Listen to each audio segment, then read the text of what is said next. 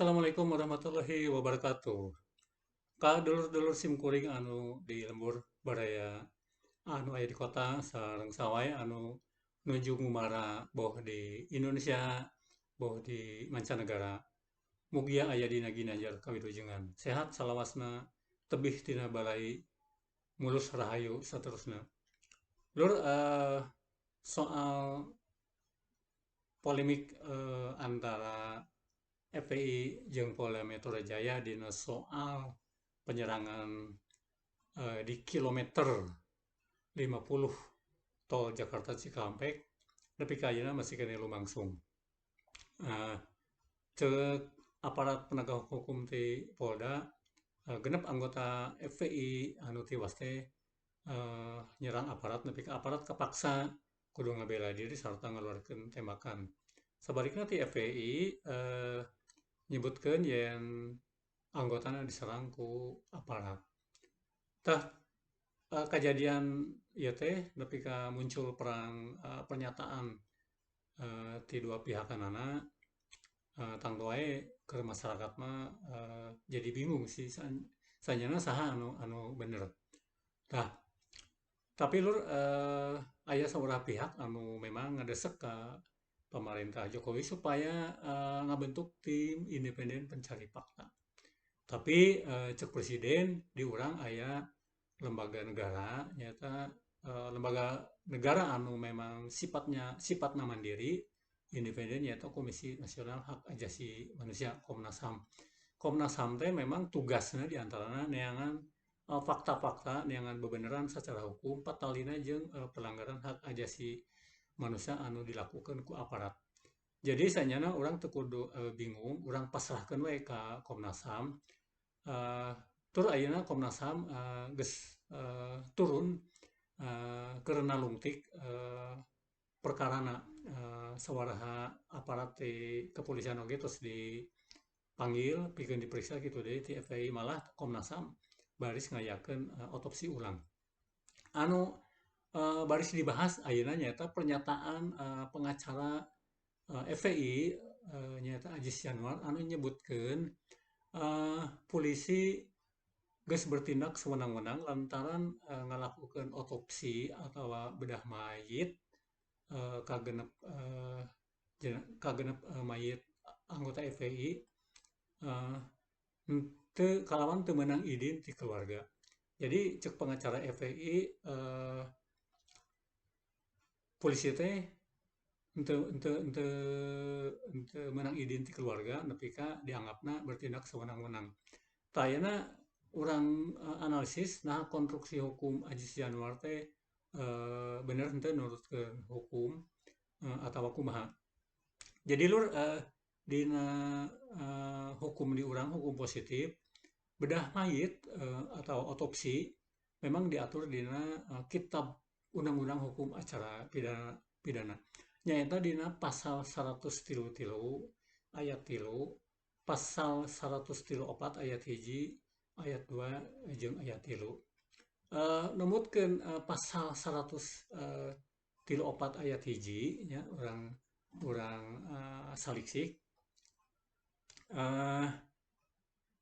disebutkeun lamun kacida diperlukeun keur keperluan pembuktian bedah mayat anu memang teu bisa disingkahan samemeh bedah mayat penyidik wajib mere nyaho ke keluarga korban.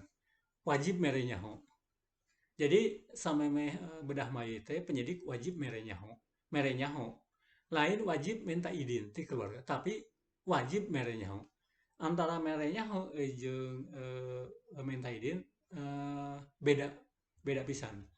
Jadi beda pisan. Tuluy dina ayat 2 na nyebutkeun lamun keluarga korban keabotan alias teu panuju alias teu ngidinan alias keberatan penyidik wajib ngajentrekeun sajelas-jelasna ka keluarga korban ngeunaan maksud jeung tujuan perluna dilakukeun bedah mayit. Jadi lamun keluargana teu panuju teu mere izin kawajiban penyidik mah ngan saukur ngajelaskeun maksud jeung tujuan. Kitu tah. Terus pasal 133 ayat 3 unggalna kieu. Mayit anu pasal pasal 134 ayat 3 nyebutkan kieu, lamun dina waktu 2 poe teu aya tanggapan naon ti keluarga korban atau pihak anu dibere nyaho teu kanyahoan di mana, penyidik sagancangna ngalaksanakeun ketangtuan sakumaha anu dimaksud dina pasal 133 ayat 3 ieu undang-undang. Tah pasal 133 ayat 3 na teh unggalna kieu, mayit anu dikirim ke ahli kedokteran, kehakiman atau ke dokter rumah sakit kudu disanghareupan alias diperlakukan secara hormat, secara hade, ku cara mere label identitas kamayit anu ditempelkeun dina jempol atau dina jempol suku atau dina bagian awak. Jadi konstruksi hukum ti Aji Sianuar ti pengacara FPI teh pasalia jeung konstruksi hukum anu diatur dina pasal 133 ayat 3, pasal 134 ayat 1, 2 jeung 3 Kitab Undang-Undang Hukum Acara Pidana. Jadi penyidik mangan ukur wajib mere nyaho jeung wajib ngajenterekeun sajelas-jelasna saupama keluarga korban teu panuju atawa teu ngidinan. Jadi lain wajib minta izin, konstruksi hukumna beda pisan. Tah ku kituna naon anu disebutkeun ku pengacara FPI teh, polisi bertindak sewenang-wenang henteu dumasar kana hukum.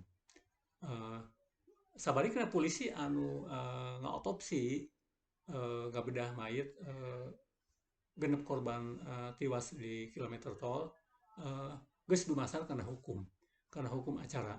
Tah jadi kitu lur polemik antara FPI jeung Polda sanyana urang teu kudu bingung, teu kudu palid ku kontroversi, tapi urang bisa ngilikan tina konstruksi hukumna anu diatur dina hukum positif di Indonesia.